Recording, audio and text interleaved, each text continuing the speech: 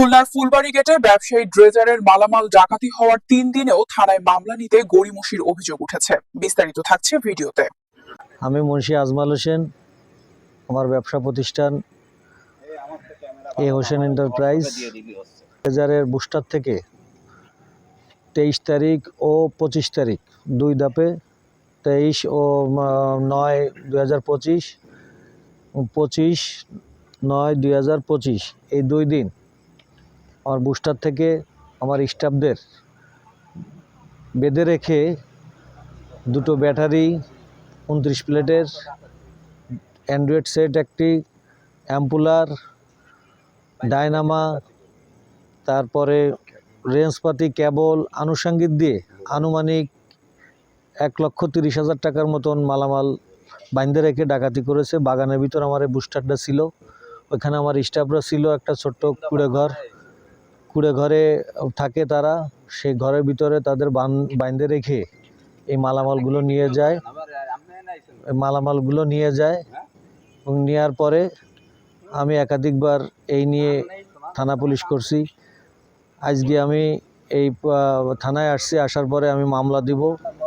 Already চোরে শিকার গেছে, চোর শনাক্ত হয়েছে, 5 জন চোর শনাক্ত হয়েছে। তার ভিতর 3 জন অলরেডি পুলিশের কাছে দেওয়া হয়েছে, একজন প্রিজন জেলে আছে।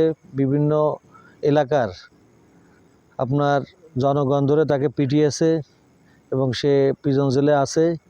আমি আজকে আসছি মামলা করতে আসলে আমাকে বলে চুরির মামলা দিতে। এবং এই যে চোর নাজমুল, এই নাজমুলের পিতা ভুয়া সাংবাদিক রিজাউল, সে থানায় আসার পরে আমরা জানতে পারি সে থানায় আসছে। এই থানার একজন এসআই, সে তাকে শেল্টার দিয়েছে। সে মাদক ব্যবসা করে এবং সে চুরির সাথে জড়িত। তাকে শেল্টার দিয়ে কোর্টে উল্টো আমাদের নামে মামলা করার হুমকি দেয়। তা আমি এই সাংবাদিক ভাইদেরকে বলতে চাই, আপনারা সুষ্ঠু তদন্ত করেন। এবং এই যে আজকে আমি থানায় মামলা দিতে আসলাম, আমার চুরি মামলা দেওয়ার কথা বলতেছে। আমি কেন চুরি মামলা দেবো? যেহেতু আমার স্টাফকে বাইন্ধে রেখে গভীর রাত্রে এই মালামালগুলো নিয়ে গেছে এলাকায়। আপনারা একটু খোঁজ খবর নেন, এলাকায় জানে না এমন কোনো লোক নাই। এবং এই যে নাজমুল সহ এই যে 4 জন, টোটাল 5 জন, এই 5 জনের বিষয়ে এলাকায় আপনারা একটু খোঁজ নেন। যদি একটা লোক বলতে পারে যে এরা ভালো, তাহলে আমার মালামাল দরকার নাই। এবং তাৎক্ষণিকভাবে আমরা বসাবসি করছি এলাকার কিছু লোকজন নিয়ে। বসাবসি করার পরে পুলিশ গেছিল, পুলিশের হাতে আমরা দিছি। দেওয়ার পরে পুলিশের কাছেই, এসআই রাহাদের কাছে এসব শিকার গেছে চোররাই, তাদের গায়ে একটু হাত দেওয়া হয়নি। তারা নিজেরাই বলছে যে অমুক থেকে আমরা চুরি করছি।